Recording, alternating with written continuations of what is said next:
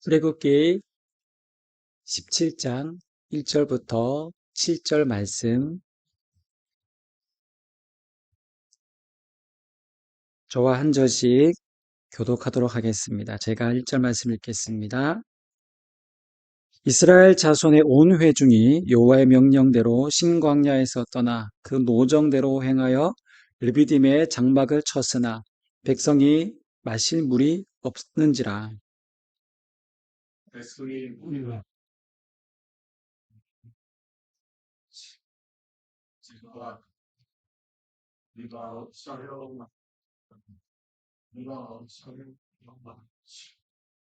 거기서 백성이 목이 말라 물을 찾으매 그들이 모세에게 대하여 원망하여 이르되 당신이 어찌하여 우리를 애굽에서 인도해 내어서 우리와 우리 자녀와 우리 가축이 목말라 죽게 하느냐.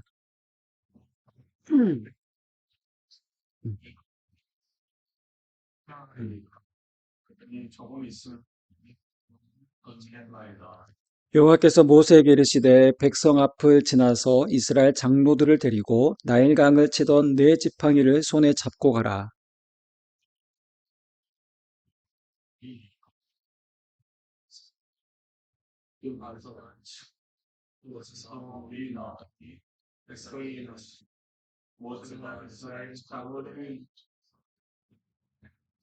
잠깐 겠습니다.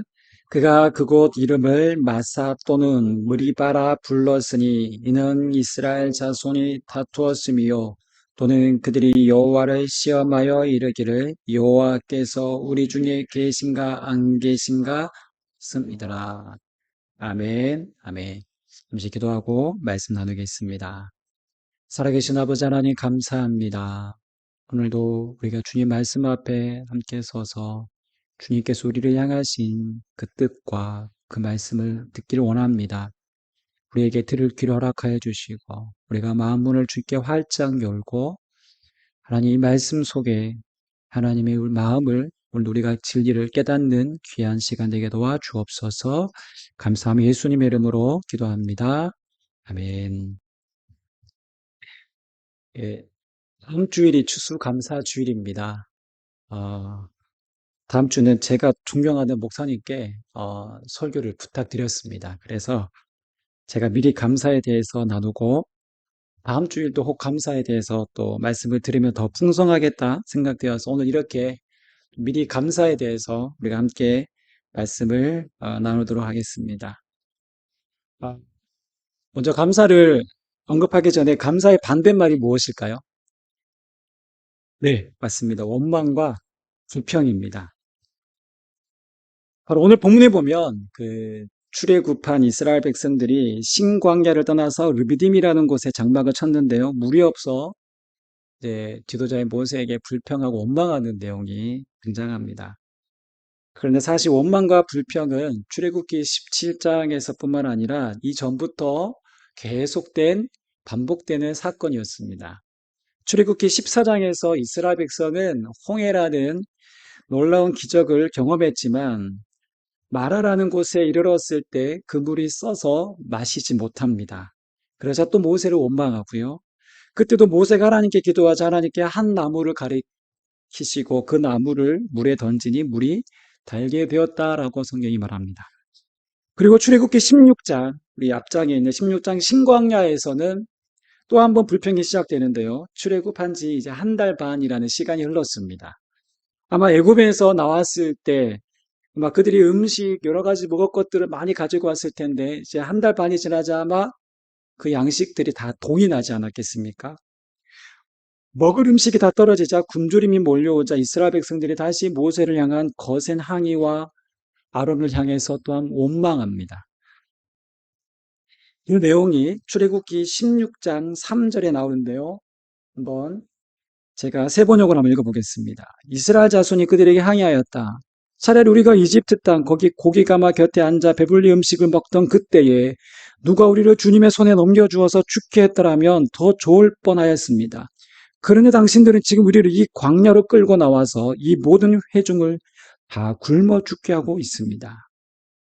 바로 모세와 아론을 향한 원망은 곧 하나님을 향한 원망이었습니다. 하나님은 그들의 불평을 들으시고 하나님 하늘에서 내려주신 음식이 바로 우리가 잘 알고 있는 만나이죠.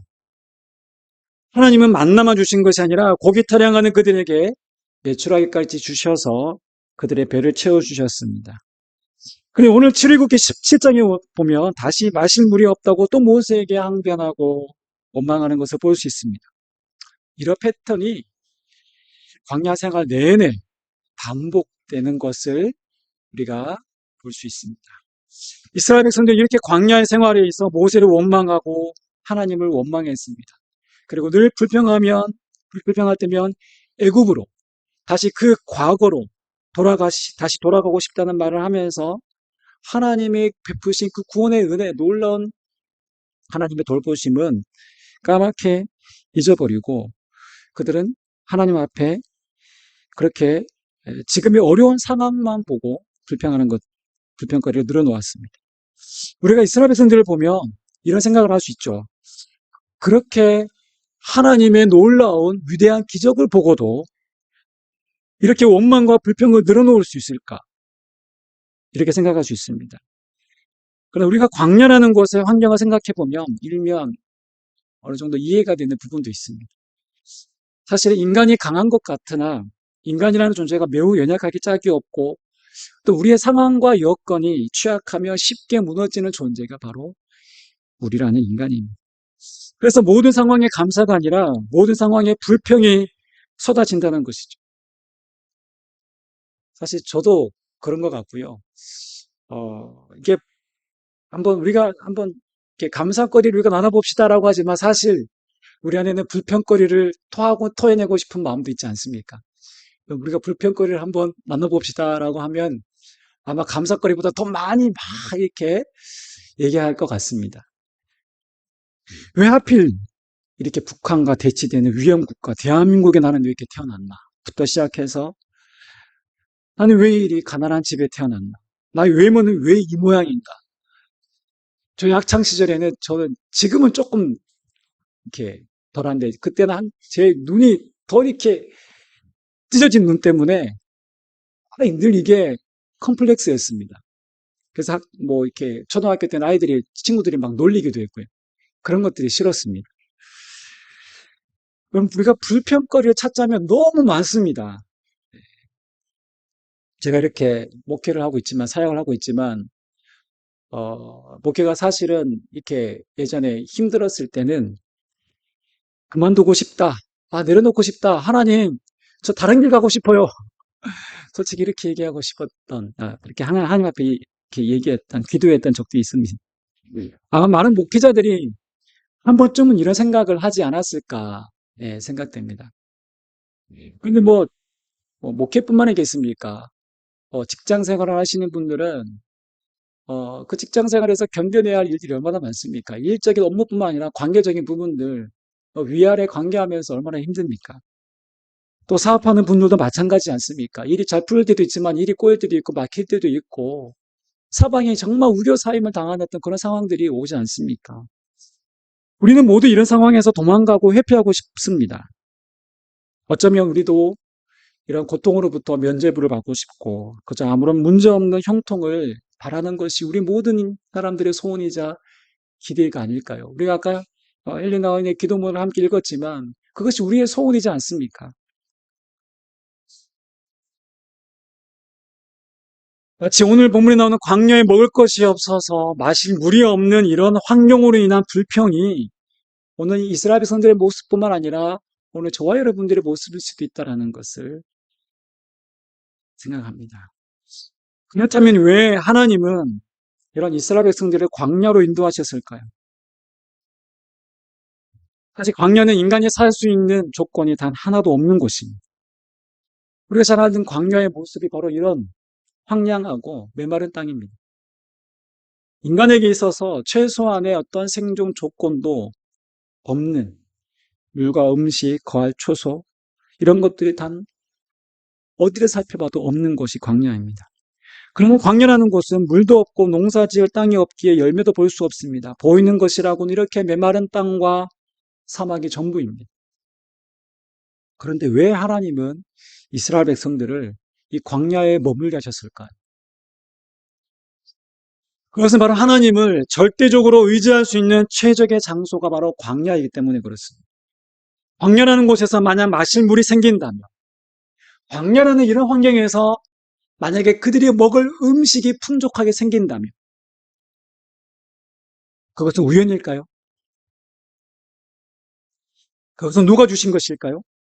100% 하나님이 주신 것이라고 인정할 수밖에 없습니다.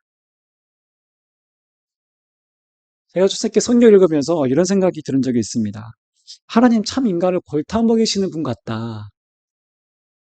마치 어린아이가 이렇게 개미 가지고 막 이렇게 장난하듯이 하나님 마치 그런 분인 양 생각했던 적이 있습니다.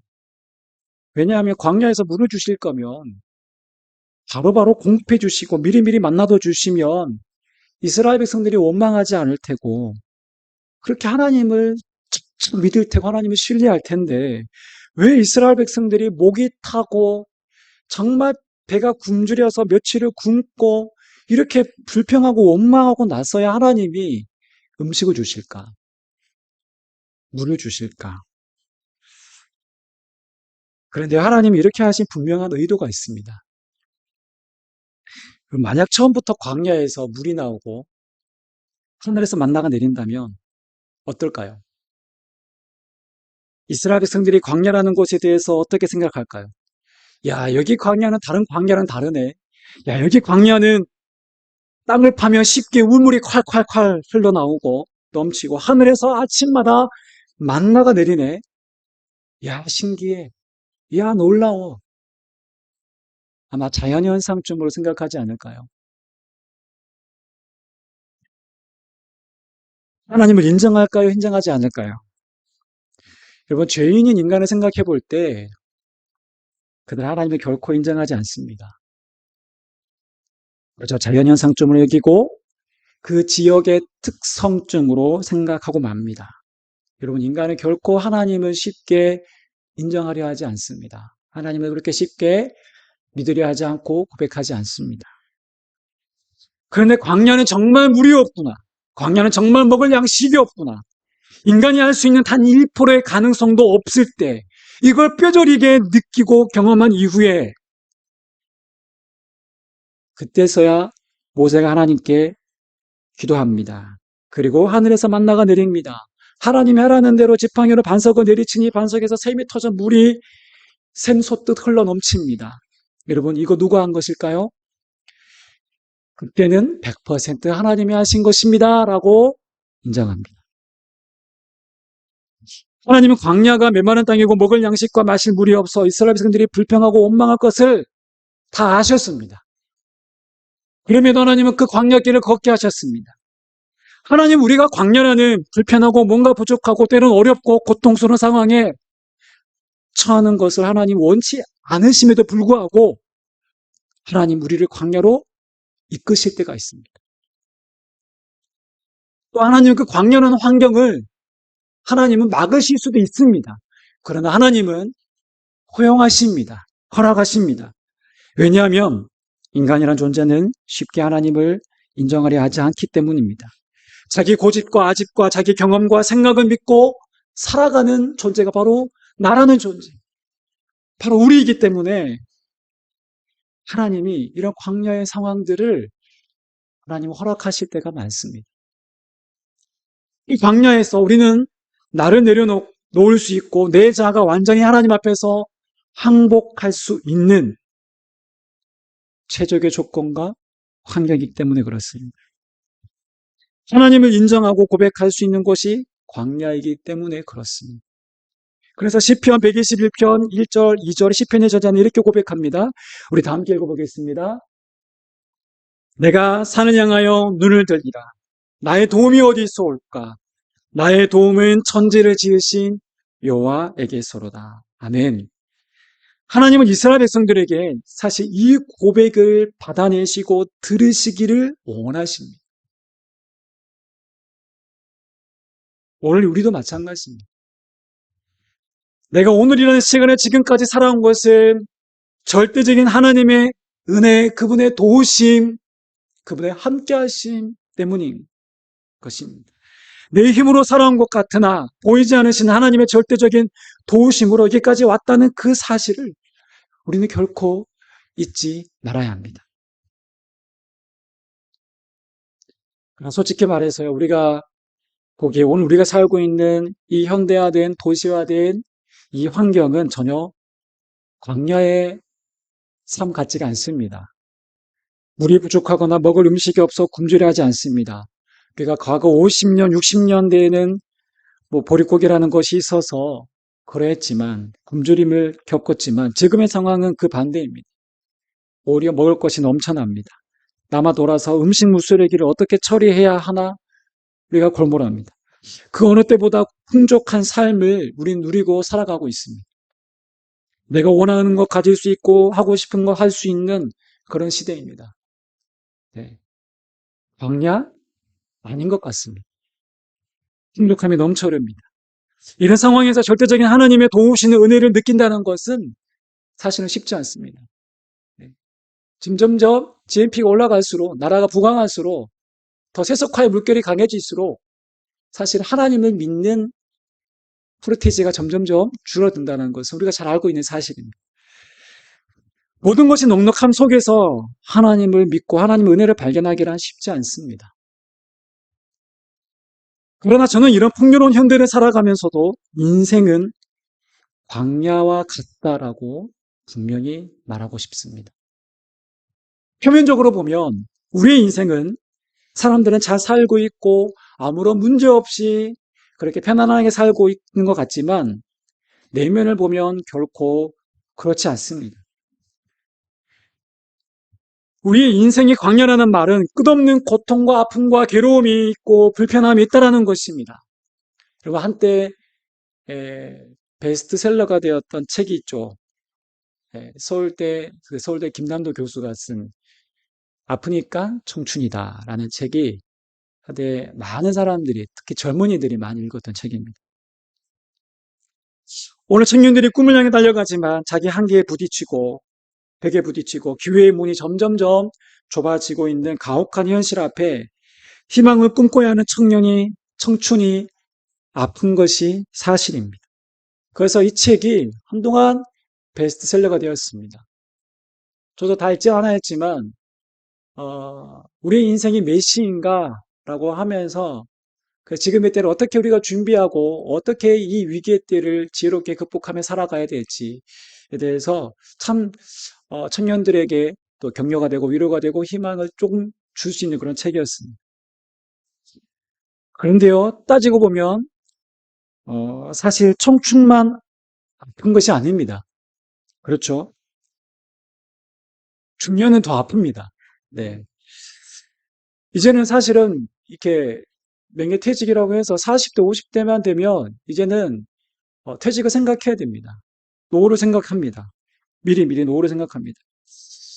이제는 70대, 80대가 되면 노년이 되면 마치 저 태양의 노을이 이제 점점점 지는 것 같은, 사라져가는 것 같은, 내 인생도 마치 그렇게 져버릴 것 같은 그런 서글픔이 드는 인생이 바로 7, 80대가 있지 않, 18, 그때이지 않습니까? 그래서 모든 세대가 저는 서러움과 아픔을 안고 살아간다. 그렇게 충분히 여겨집니다. 사실 저는 이렇게 20대 때만 해도 인생의 광야라는 것을 전혀 생각하지 못했습니다. 그런데 지금 40대 중반의 나이가 되면서 인생의 어두운 부분이 점점점 짙어지고 있구나라는 것을 요즘 조금씩 많이 느끼고 있습니다. 제가 아직 뭐 이렇게 40대 중반이지만 여기 계시는 우리 60대, 70대는 더 말할 것도 없죠. 네. 제가 한 달에 한 번씩 저희 80세가 조금 넘으신 어머님 모시고 병원에 이제 가면 여러 마음이 이렇게 감정이 교차하더라고요. 하루가 다르게 늙어가시고 이제는 허리를 가눌 수 없어서 겨우겨우 걸음을 걸으신 어머니의 모습을 볼 때 참 이 세월의 야속함을 느껴지게 됩니다. 인생의 고통과 아픔을 누군들 피할 수 있을까요? 이런 의미에서 볼 때 인생은 광야입니다. 오늘 우리는 이 시대에 보이는 풍요와 화려함 속에서 결코 속아서는 안 됩니다. 인생의 광야라는 것을 알아야 우리 오늘 내가 직면한 삶의 문제를 바로 볼 수 있고 해안이 생기고 바로 믿음의 시야가 생기는 것입니다. 그렇게 인생의 광야라는 것을 아는 것이 매우 우리에게 중요합니다. 이것이 전제되어 있지 않으면 우리 세상의 다른 것을 구하고 추구하고 잘못된 길을 잘못된 방향으로 흘러가는 그런 인생을 살아갈 수밖에 없습니다. 그래서 우리의 인생에 하나님의 도우심을 절대적으로 의지할 수밖에 없는 광야의 인생임을 우리는 깨달아야 합니다. 이 사실을 알면 광야 같은 세상에서 우리는 어떻게 반응하며 어떠한 태도로 살아가야 하는지를 우리는 깨닫게 됩니다.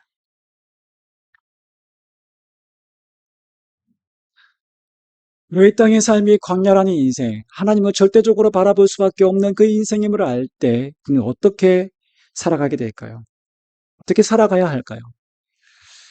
두 번째로 나누고 싶은 것은 바로 오늘 주신 은혜에 우리가 감사하며 반응하며 살아야 한다는 것입니다. 이스라엘 백성들이 광야의 길에서 가장 필요했던 것이 무엇입니까? 당연히 마실 물과 음식이죠. 16장에 나오는 만나 사건을 가지고 우리가 함께 생각해 보겠습니다. 하나님이 하늘에서 내리는 음식, 그 만나는 매일 아침 정확한 시간, 정확한 때에 하나님께서 내려주셨습니다. 하나님은 뭐 한 달치, 1년치를 은혜를 한꺼번에 다 주시지 않습니다.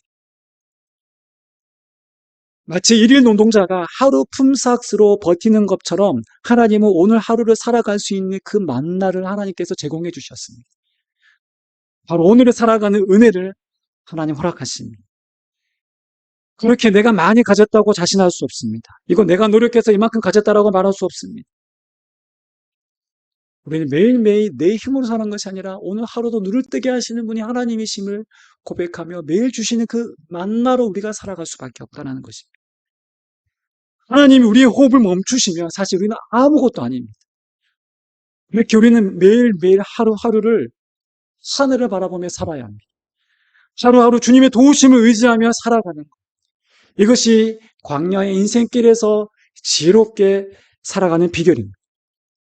오늘 우리는 하늘을 바라보기보다 세상의 즐길거리와 나를 만족시켜 줄 세상의 어떤 무언가, 세상의 어떤 것에 우리가 기대하며 의지하며 살아간다면 그것은 하나님이 기뻐하시고 원하시는 광야의 길을 걸어가는 인생의 지혜로운 방법이 아닙니다.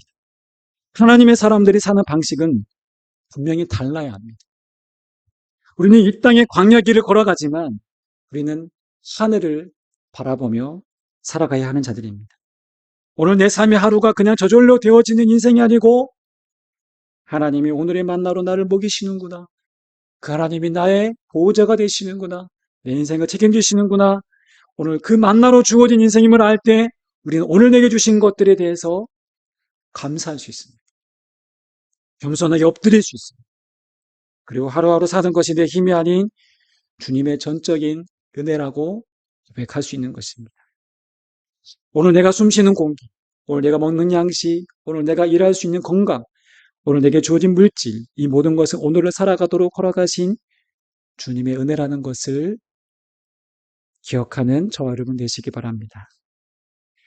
그래서 예수님은요, 주기도문에서 이렇게 기도합니다. 일용할 양식을 우리에게 주시옵고 오늘 내게 주신 그 은혜를 알게 해 주십시오라는 그런 기도입니다. 오늘 하나님이 주시는 만나에 감사하며 살아가라는 것입니다. 만나를 통해 오늘을 살게 하신 주님의 그 은혜를 기억하라는 것입니다. 우리가 이 은혜를 기억하고 고백하면 우리의 감사는 더 깊은 감사 위에 감사, 더 수준 높은 감사를 또한 고백할 수 있게 되는 것입니다. 그 감사가 무엇일까요? 모든 상황, 어떤 상황에도 감사입니다. 이것이 바로 다른 말로 표현하면 감사 위에 감사. 우리 조금 이따가 찬양 고백할 텐데요.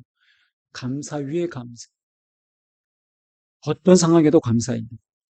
우리가 잘 알고 있는 말씀이 있죠. 데살로니가전서 5장 16절에서 18절에 사도 바울은 이렇게 권면하고 있습니다. 우리 함께 다 같이 읽어보겠습니다. 시작. 항상 기뻐하십시오. 끊임없이 기도하십시오. 모든 일에 감사하십시오. 이것이 그리스도 예수 안에서 여러분에게 바라시는 하나님의 뜻입니다. 아멘. 여기 보시면 모든 일에 감사하십시오라고 되어 있습니다. 어떤 상황에도 감사라는 말입니다. 어떤 어려움과 고통과 여건 속에서도 감사라는 것이죠. 그래서 감사는 우리의 삶에 만족하고 풍요할 때만 하는 것이 아닙니다. 오히려 풍족한 중에만 하는 감사는 가난하고 부족할 때 감사하지 않을 수 있습니다. 모든 일에 어떠한 상황에도 성경은 우리에게 감사라는 것이 하나님이 우리에게 원하시는 뜻이다라고 말씀하고 있습니다. 그런데 언제 감사가 나올까요? 그리고 누가 감사할 수 있을까요? 이 하나님의 은혜를 아는 자가 감사할 수 있습니다. 이 모든 것이 내 것이 아니구나. 하나님이 주신 것이구나. 오늘을 살게 하시는 분이 하나님이시구나.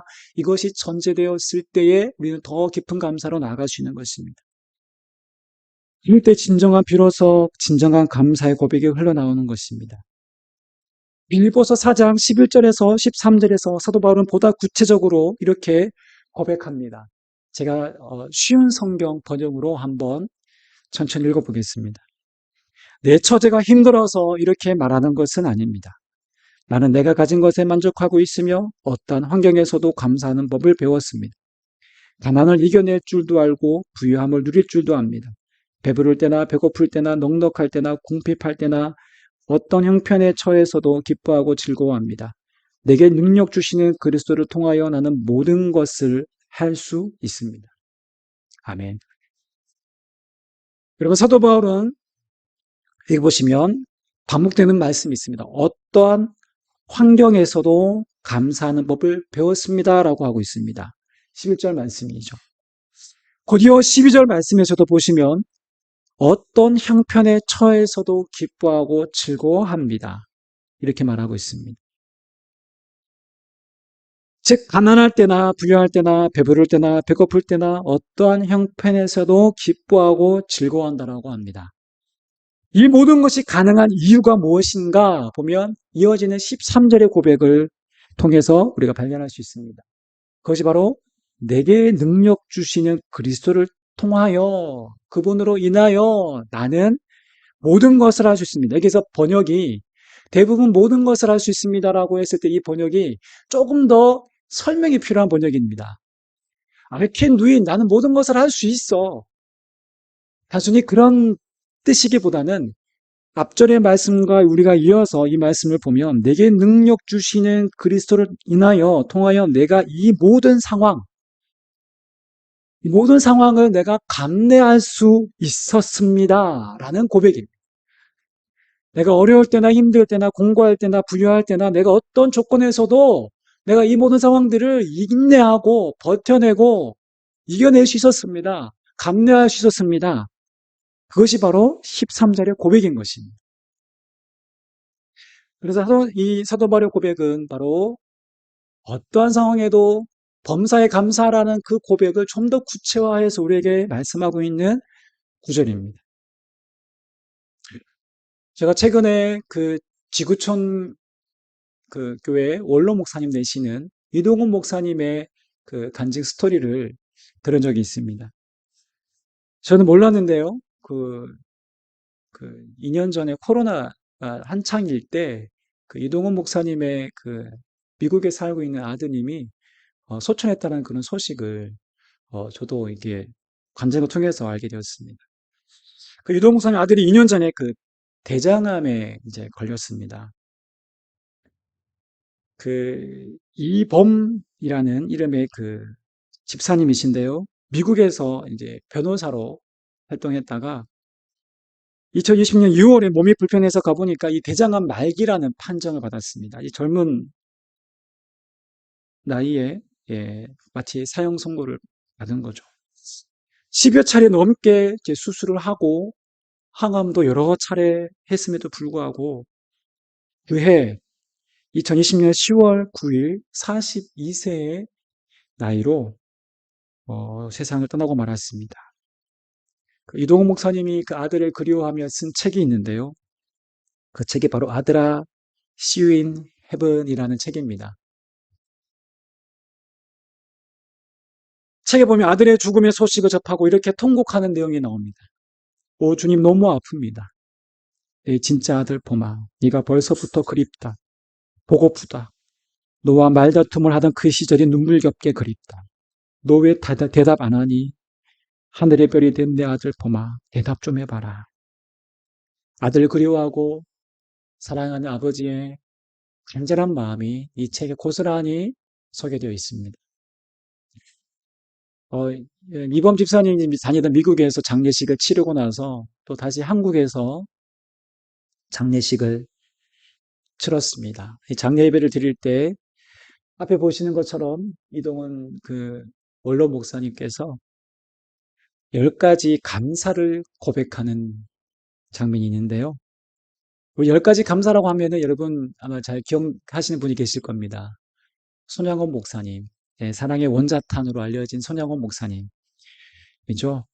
그 사랑하는 자기 두 아들을 죽인 공산당을 양아들로 입양하고 10가지 감사를 그 죽음 앞에서 그 무덤 앞에서 10가지 감사를 드린 것을 기억하며 이동훈 목사님도 자기 죽은 아들을 그리워하면서 하나님께 이렇게 감사의 고백을 드렸습니다.